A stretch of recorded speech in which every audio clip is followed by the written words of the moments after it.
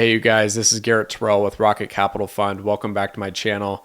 And in this video today, I'm going to be speaking directly to limited partners about what it looks like to be a limited partner in a mobile home park syndication or fund, and what are the pros and cons of it, what it looks like, and just the whole entire process from start to finish. So let's get right into it. So first, let's jump into what are mobile home parks and why I like to invest in mobile home parks.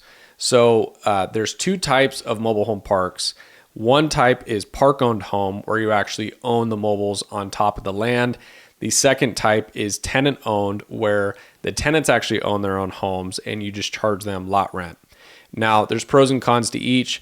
I typically like the parks where the tenants own their own homes and you just charge lot rent, because the overall liability is much less, and those are typically the parks that I tend to focus on. Now, why I like to invest in mobile home parks is because they're highly profitable and they're relatively easy to manage and operate. And so compared to other asset classes like multifamily, self-storage, Airbnb, co-living, you name it, across the board, I think mobile home parks produce more cash flow than any other asset class. I think they appreciate just like multifamily and other single family investment strategies, and they're relatively easy to operate and manage. And I think when you add all that together, it makes a very good real estate investment strategy overall. And that's typically why I like to buy mobile home parks. So now let's talk about the roles of the limited partner and what that looks like in a mobile home park syndication. So as a limited partner, GPs, like me, for example, I am looking for limited partners to help contribute capital to the deal. And typically limited partners are people that want to be involved in the real estate deal, but they don't want to get too involved and they don't want to have to work for a return. And so typically limited partners love to invest capital into a deal and get a passive return. That's mainly one of the big benefits of being a limited partner. So the second is you can actually own real estate without having the large liability of it. The limited partnership is exactly what it means. You have very limited liability into the deal. The GP basically takes all of the risk, whereas the limited partner is contributing the capital to the deal in return for a passive income every single month in terms of a distribution. And they can also participate in the equity upside of the deal. And so together it makes a very mutually beneficial relationship, because general partners need limited partners and limited partners need general partners in order to make a deal work. And so the benefits of that include passive income every single month as a limited partner. You get to participate in the equity growth alongside the property growth as well, because you are now in ownership of the deal. You are not just a private money lender that's funding money into the deal, but you are actually a limited owner in the deal. So not only do you get passive income every single month as a limited partner, you also can participate in the equity upside of the deal. You can also participate in the tax depreciation or the bonus depreciation of the property if you do, or if the general partner does what's called a cost segregation study and bonus depreciates the property. You can also participate in that, which is an amazing tax benefit. And I'll probably make another video that explains that exactly. And you also get to diversify your investment portfolio. So now that you've decided you want to be a limited partner in a deal, now it's time to talk about how to maximize your investment. And it first starts with picking the right operator, picking the right syndicator. The syndicator is the person who is actually raising the money for the deal, or typically likes to be the general partner in the deal. That is typically the syndication or syndicator that you are choosing to put your capital into, either an individual or the actual deal itself. Now, I operate on a deal by deal basis. Now, there's tons of other great syndicators out there. You don't have to pick me. But one thing that I think is extremely important when picking a syndicator or an operator is to look at their track record, to look at if they've actually done this before and have a proven track record of returning investors' capital back, one, and two, actually experience in the industry itself, in the asset class itself. So I think that's very huge for limited partners to pick a operator who has both of those things. Second off is looking at the actual due diligence of the deal itself, because not only are you investing into an operator, you're also investing into the deal. So you want to make sure the deal actually cash flows. You want to make sure it's a great deal overall. You like the location, you like the area, you like the overall value add of the deal. These are just very important things to look at as a limited partner. And lastly, you want to look at what the operator is actually offering. Are they offering a preferred return, which is just basically a cash on cash percentage on the capital that you contribute to the deal? Or are they offering a preferred return and equity into the deal?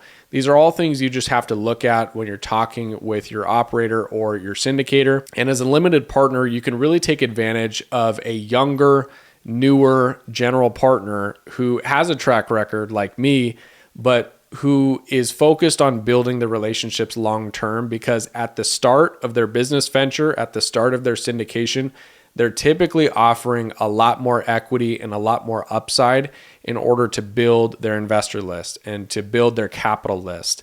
And that's what I'm doing right now. And so personally, I love to build relationships with new limited partners, because I know that I'm just at the start of my investment journey and my syndication journey.